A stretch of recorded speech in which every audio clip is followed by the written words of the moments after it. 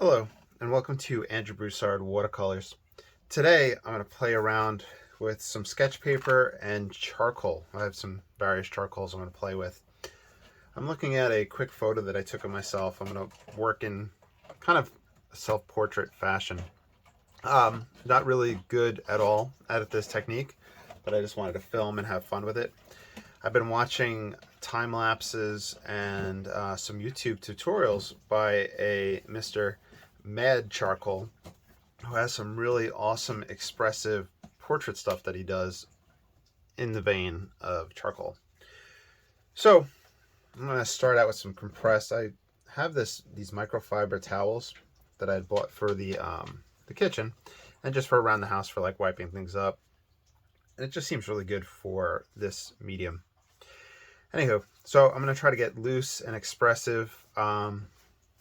Use the whole squinting my eyes as I create the image. I think the bottom will be here, the top will be about here. Okay, let's do the top of my head in this region. My chin around here, so we'll get a little bit of the neck action. Just kind of getting just gestural and placing marks.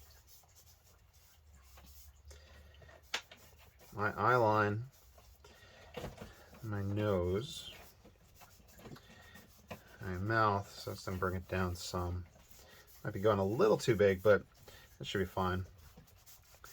Today I plan on going to Hobby Lobby. They have half off their paper pads and stuff. I'm usually like a huge proponent of the Legion, the Stonehenge Aqua, but I've been finding I've been having so much difficulty erasing on the Stonehenge drawing paper with the charcoal. Or maybe it was the hot press watercolor. I'm not sure. I kind of cut some pieces up to size and was playing around, but I was having a lot of difficulty. So this is going to be the dark region for that eye on the side. Just trying to get my tonal values and planes in place. Trying to stay away from any detail.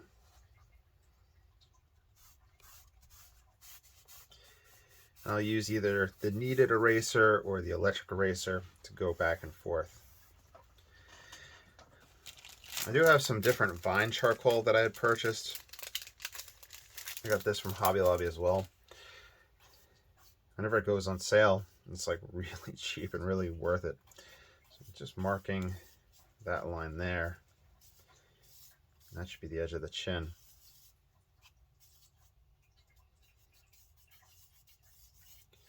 Just bringing some of the proportions. The nose is going to come on that angle. It's funny, the video I watched yesterday, he had said something that I had said the other day, where whenever you're working with like portraits and faces, things on angles, you have a tendency to start making everything upright.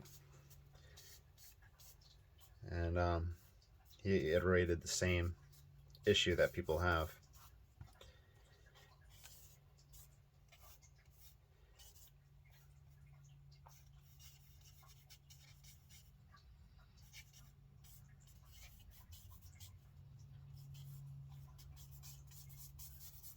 Okay.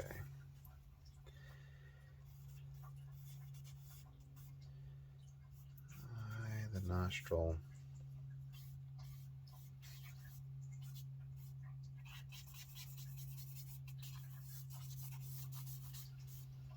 Okay. Neck coming out. My beard is gonna be all in this region.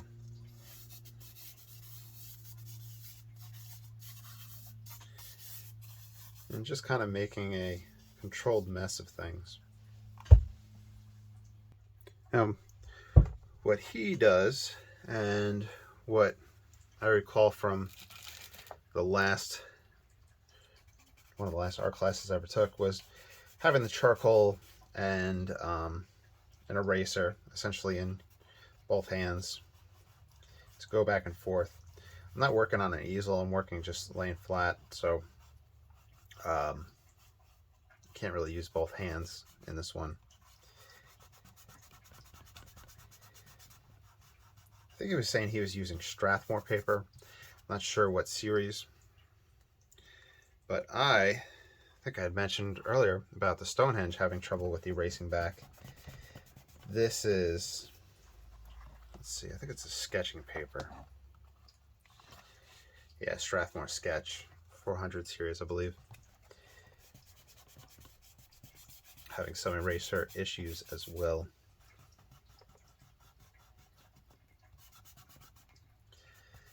I think it's just like watercolor, where you just have to learn the medium and figure out how it handles.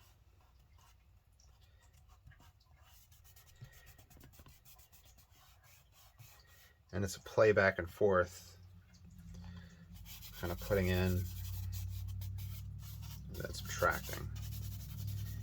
Let's not even try to get any shape of the eye in there. Let's just go like that, just so we can get the general tones correct and the general shapes.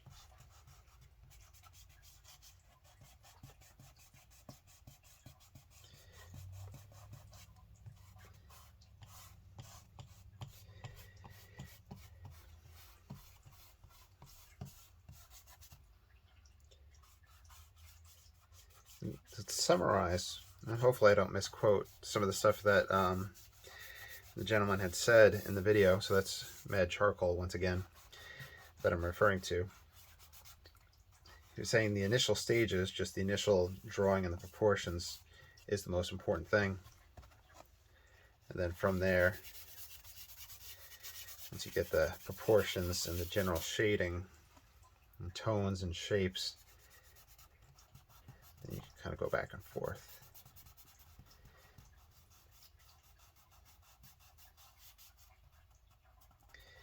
And it was interesting listening to him talk, using some of the language that I use and that I've seen the tonalist painters use, where, grabbing some more of the compressed powder,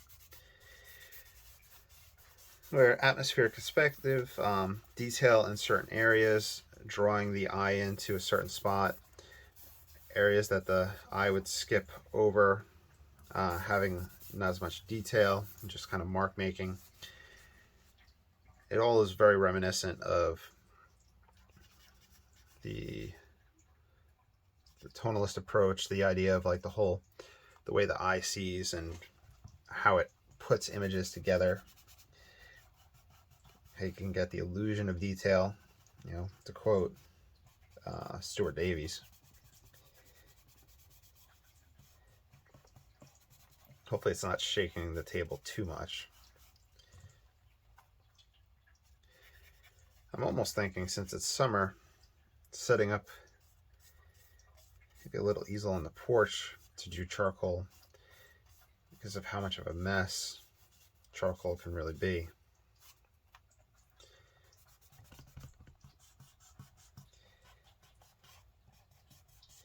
I do have the electric eraser, which I picked up the second one that has the USB charger, and I think the USB charger is probably the way to go. So I did change the batteries on this one once so far. So if you're buying a battery powered one, I think having rechargeable batteries, I think it's like AAA, on hand would be good. Or if you're buying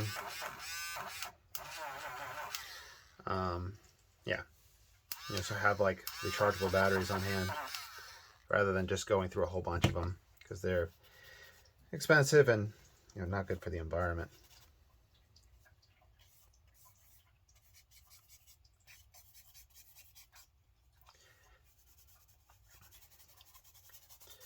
Try not to make it just white and black. Try to see all the variety of tones that I can get.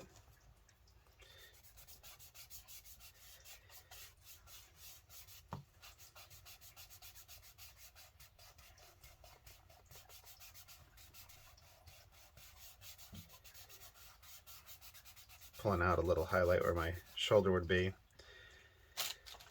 I have some pressed charcoal that might just help with the broad strokes for the beard.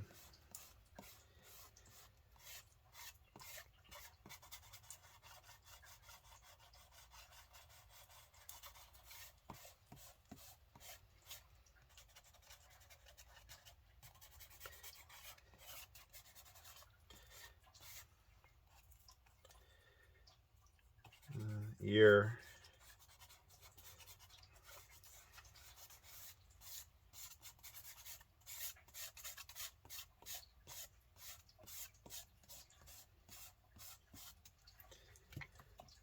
Erase back some highlights in the beard.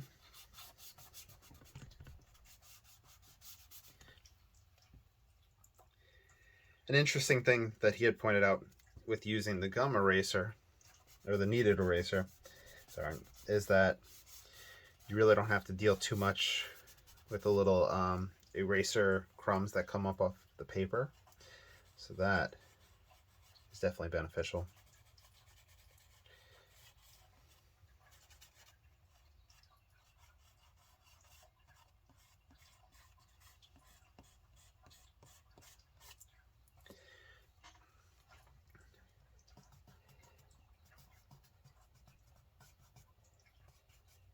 Let's see.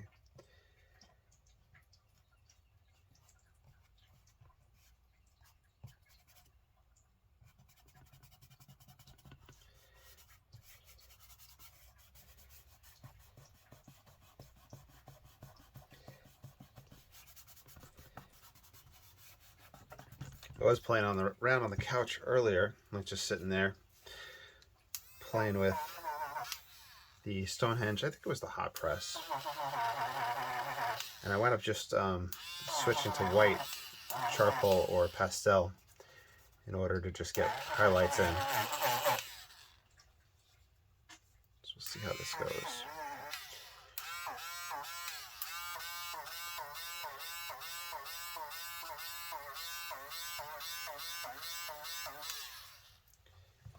There's a little bit of the lip that shows.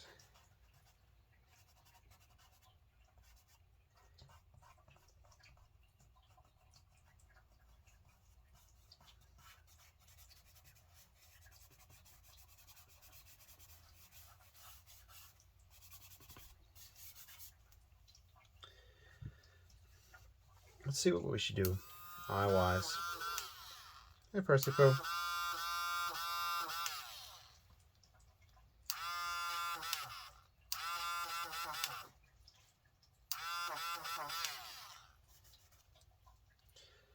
How much we want to do eye-wise. Kind of erase and then push back in.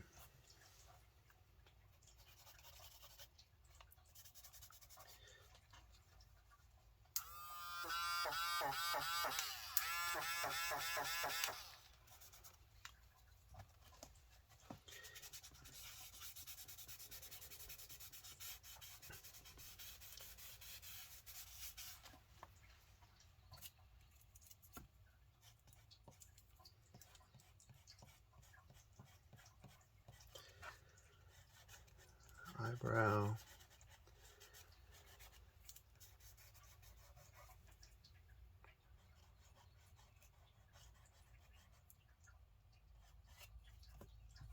Let's see.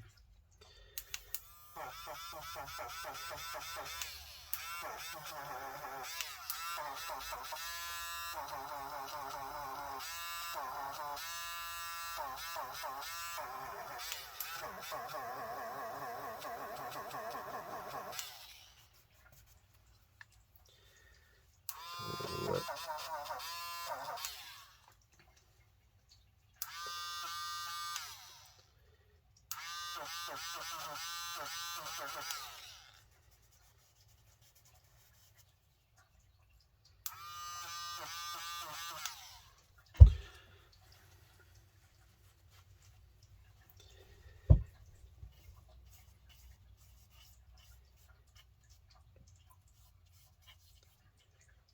This ridge.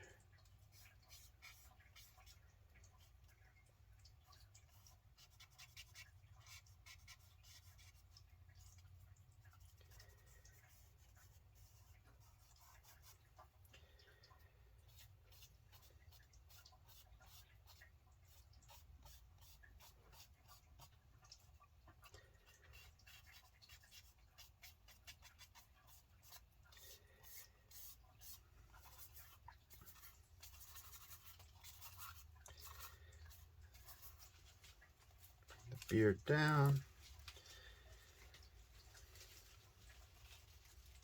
This on the side.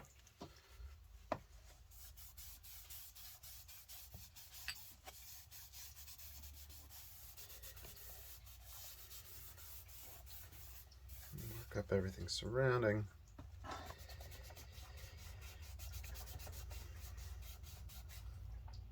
A little light.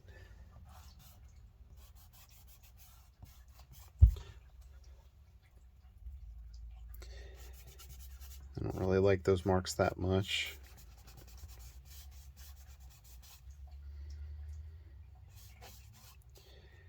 I think because of the eyes, I want to darken the top of the head, the hair.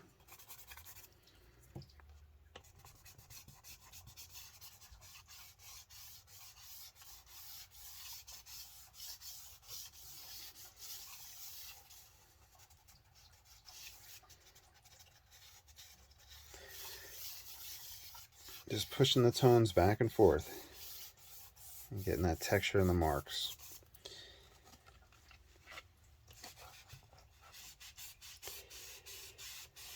And I hope you're enjoying and finding this interesting.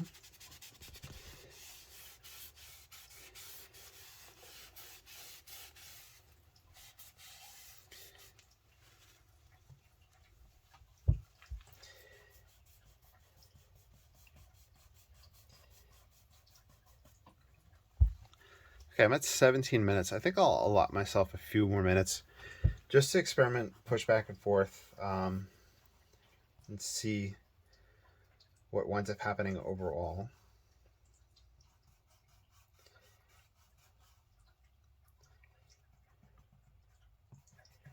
I think that this method really lends itself to fiddling and exploring, where you could probably go back and forth all day playing around with it and seeing what you like and what expressive stuff you want from it.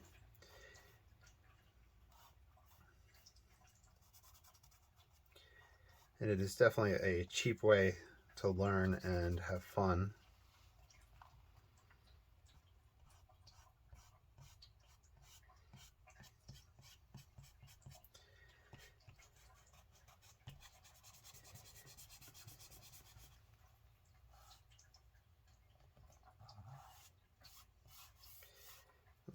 Highlight, a reflected light on that side.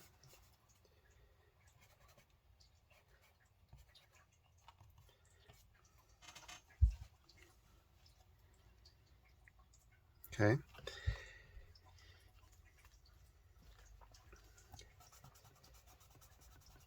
Okay, so I'm going to have my source of light here. Could even bring a little bit into the hair.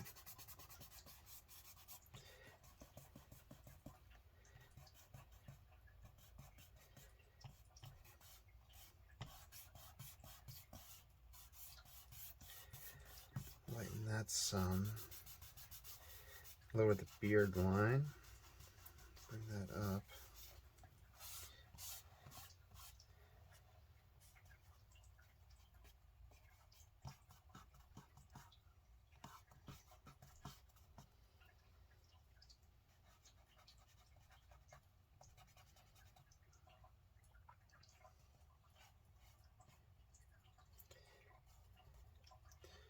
Let me know in the comments below, what paper do you find erases back to the white really well? I found that the Hobby Lobby tone paper, like just the pads, worked really well for that. But the thing is, it's toned, so I'm not really getting back to the white if I use that.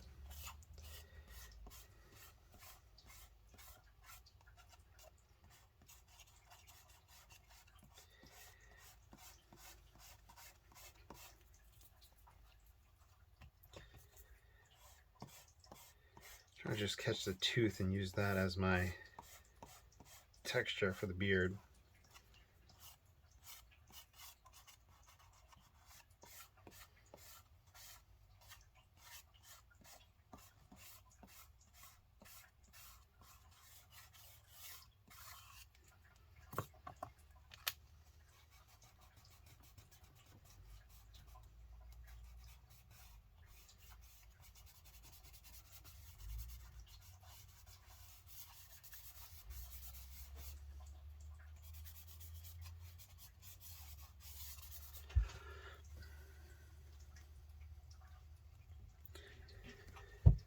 kind of almost like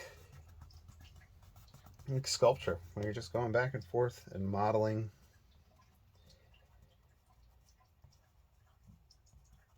different aspects.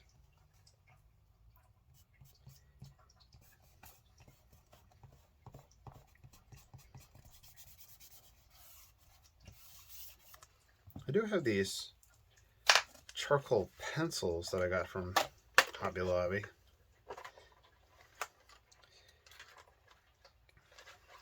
Let's see. I'm meaning to kind of just play around with them on video.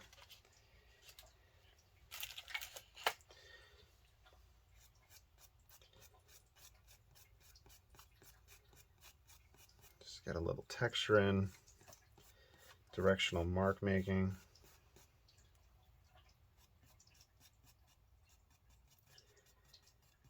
See how that adds to the overall illusion.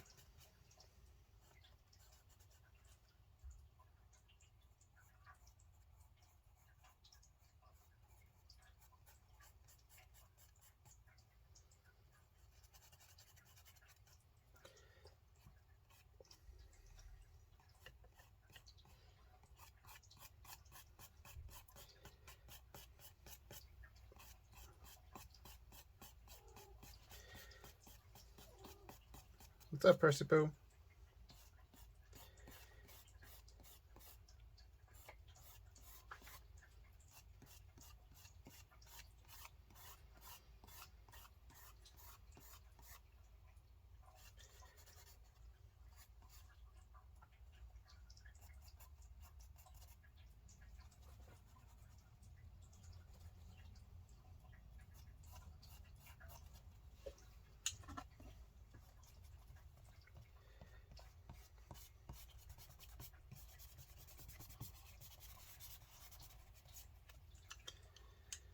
Let's see.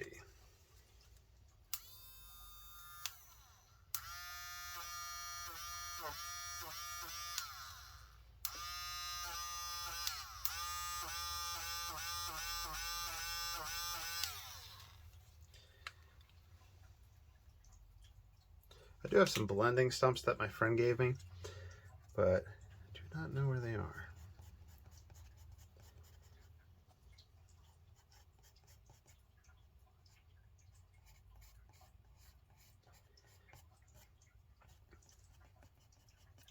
That's the best thing about like becoming friends or acquaintances with local artists, and meeting local artists. You can share supplies and introduce each other to different tools and materials.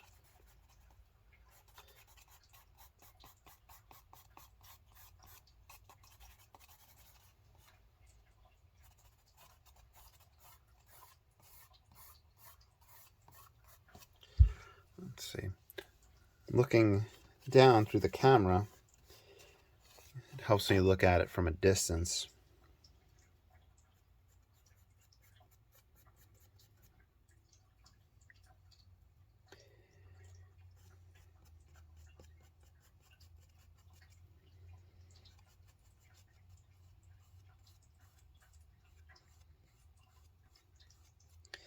Let's line that nostril up with the tear duct.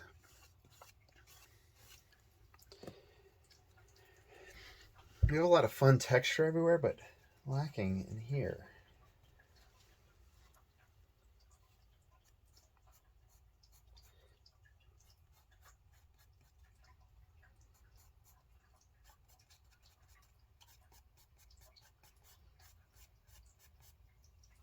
Pull out a little highlight here. I've been going and putting that little bit of highlight on that far side. See how that affects things.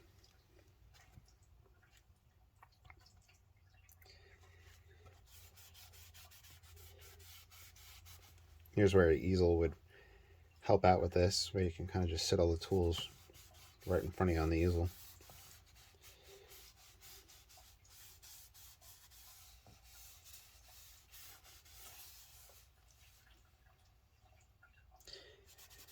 Going for that chiaroscuro. I think if I was to use fixative and then pass on top again, I'd be able to really build up the darks. But fine with this for experimentation purposes so far.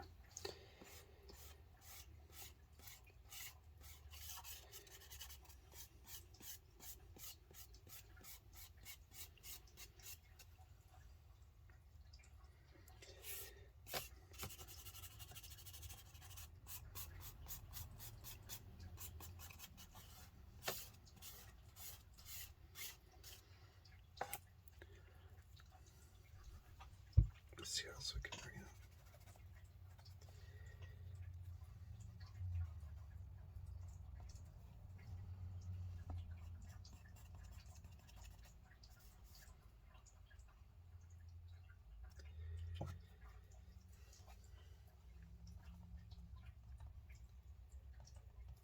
All right, so I'm going to start wrapping this one up.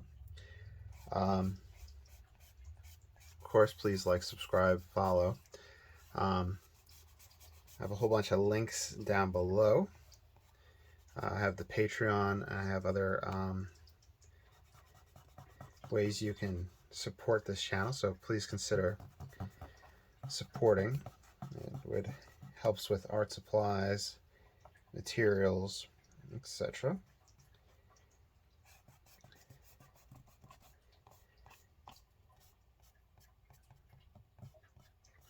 Let's see, do I like that?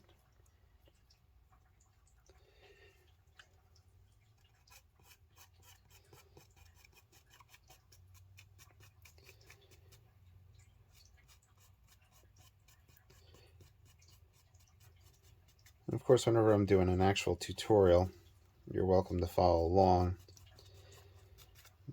This is more just of an exploration video. But of course, if you wanted to follow along, you're welcome to. And anything I do on this channel, you can follow along with. You could sign your own name, and you have my express permission to sell anything you do whenever you follow anything on this channel.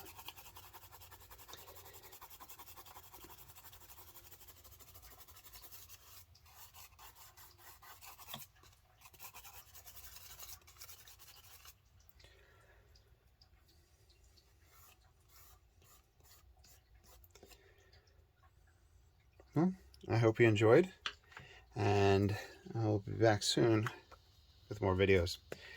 You all take care and have a great day.